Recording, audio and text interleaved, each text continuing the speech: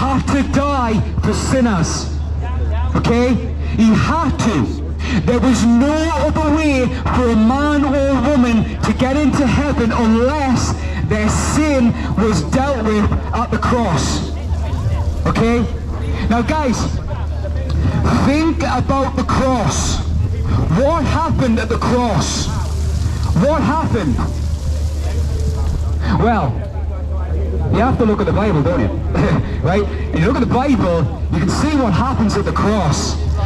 Jesus said on the cross, my God, why have you abandoned me? Why have you forsaken me? Right? Yeah, so what does that mean? How can God the Father forsake God the Son? Because they've always been perfect relationship, they've always loved one another. How on a cross can God be punishing his own Son? Well, it all goes back to sinners. You see, Jesus died so God could save sinners. You see, if Jesus never died for sinners, then none of us will go to heaven. Okay? It's really simple. If Jesus never died for sinners, none of us will go to heaven. Because we need someone to pay for our sins. Yes, sir? Yeah, sure, that's fine, go ahead. Judas, yeah? Mm-hmm. If that never happened, if Judas didn't betray him, how would it have How then would it then? Well, I mean, that was all part of the plan, wasn't it? He had to betray him, so then the guys would get Jesus and take him before the high priest and be condemned before Pilate to crucifixion. Yes. I don't know if he was, I don't know really. He had Jesus in the middle, and he had two thieves on each side of him. Yeah, and one on the end said, he's praying for you, look, he's praying for you. Yeah, he's the Son of God. No, not Jesus. No. The thief. The thief. Right? And the other one said, look, he's praying for you. He's praying for you. Even God was on, Jesus was on the crucifix. Wasn't it said, apparently, that the crazy one, or whatever it was, the thief, or whatever it was, the liar, the cheat, whatever, the other person on the other side of the cross said, look, Jesus is praying for you now. Well, he didn't say that, but he did say he did basically proclaim that he's the Son of God. He said, look, you know, how can this man be guilty? He said, me and you, we're both thieves, we deserve to be here, but this man doesn't deserve to be here. And it was at that point that he said to Jesus, remember me when you went into the kingdom of heaven. And Jesus says, I tell you, today you'll be with me in paradise. Yeah? Yeah? And you know what that's meant to do? That whole story. Watch the tram, sir. Sir, watch the tram. Watch the tram, sir. What that's meant to do is it's meant to make you realize, wow, even if I'm dying on the deathbed, I could cry out the Lord and he'd save me, right? But at the same time, you don't want to presume that because the other guy didn't believe and he went to hell. So that's meant to make you think, actually, I shouldn't wait until, you know, I'm in this last moments of my life. You want to believe now, you know. Like, you know what? When's the best time to plant a tree? 25 years ago. Right? 25 years ago. And likewise, the best time to believe on Christ is right now. The Bible actually tells us it's a point, the Bible tells us now is the day of salvation, now is the appointed time.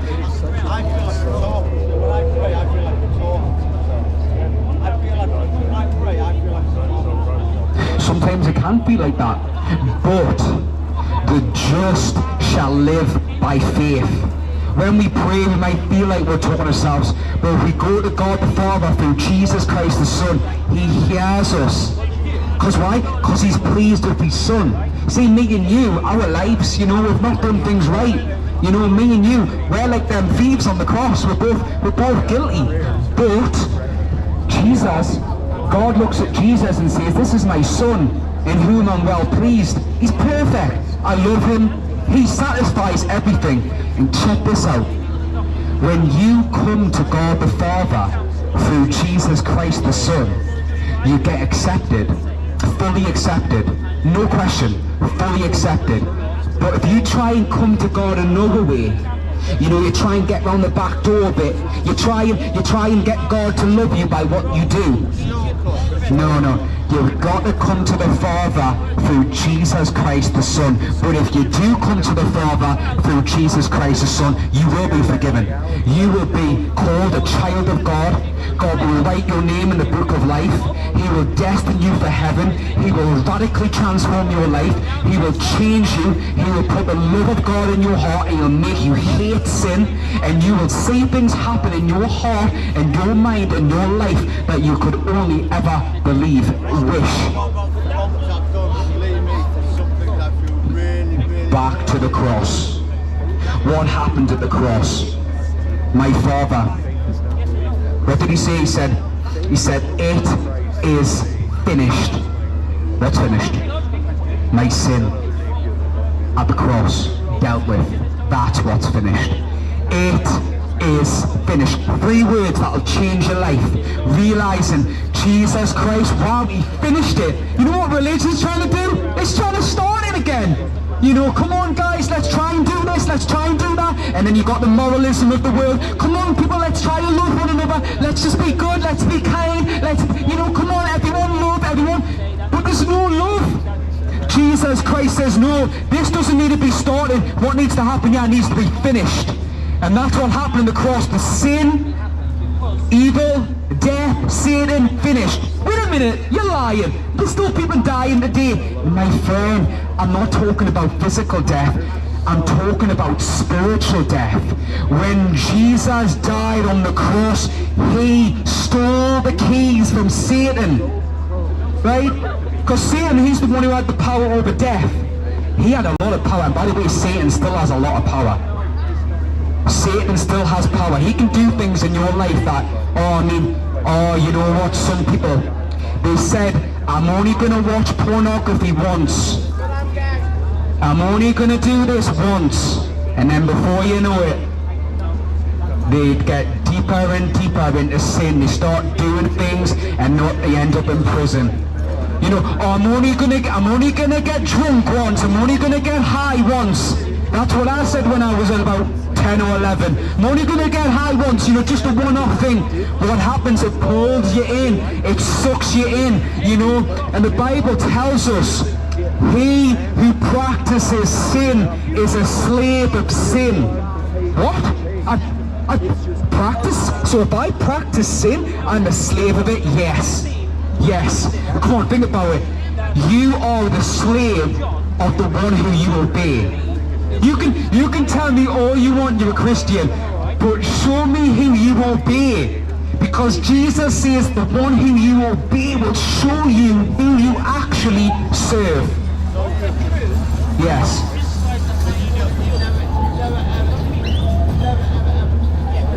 Great question, sir. That's a great question. I'm going to answer it. Just wait until the tram goes by a sec. Well, check this out.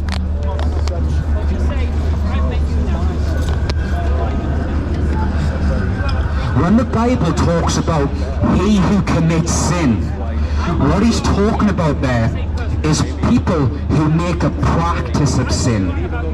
It's that sin is their overarching controlling factor in their life.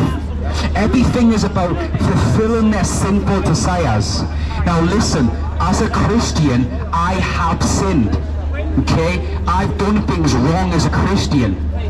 But the Bible tells us if we confess our sins to God, He's faithful and just to forgive us.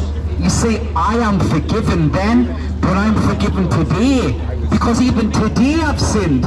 Even today I've done wrong. The Bible never tells you when you become a Christian, you'll never sin again. However, you'll sin less. You won't become sinless, but you'll sin less. Okay? Your life is no longer under the dominion of sin. Oh, you know when sin comes along? Go on, do it. Do it. Get it done, and then you're like, right, I'm gonna do it. And the devil comes along and says, get over here, do that. And you're like, yes, master, yes, I'll do that. Sin comes along, come on, do it again, do it again. Oh, yes, sin, yes, I'll do that. But when God comes along and changes you, God says, come here.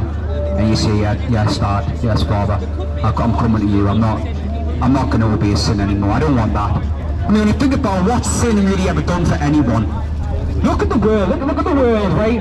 Look, we live in a selfish, materialistic lifestyle. Everything's lavish.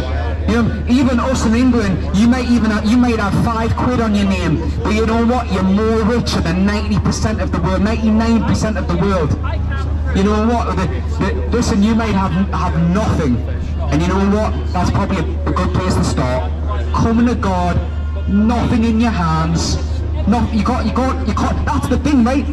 God saves people who can't offer Him anything.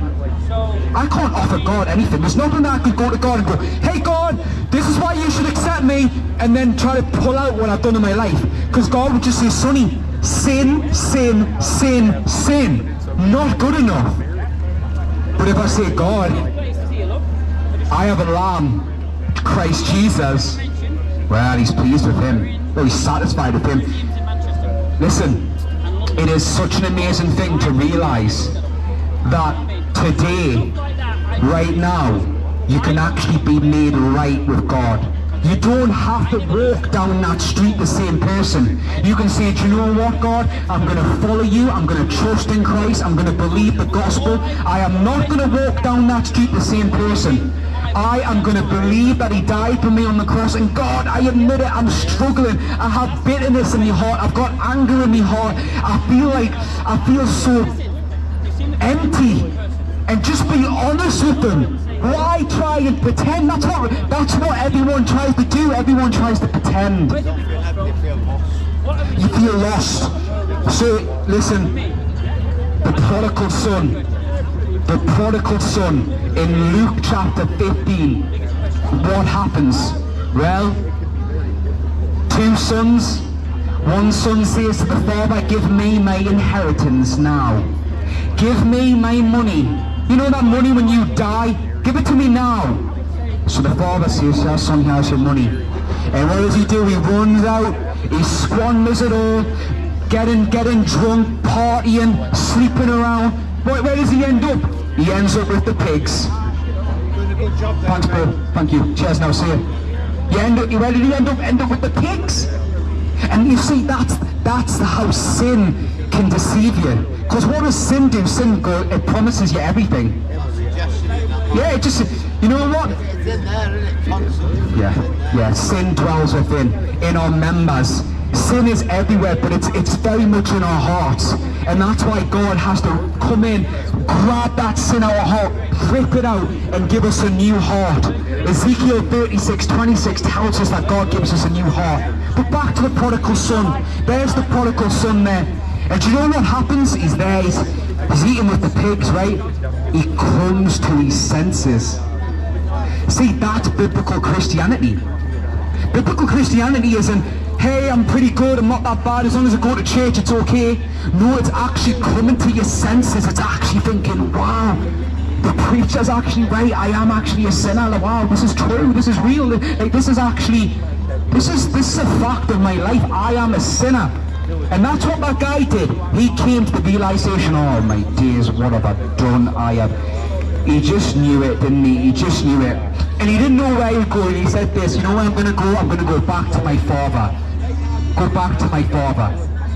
So there he is, you know, coming back to his father. He sees the house. He sees the pathway going down.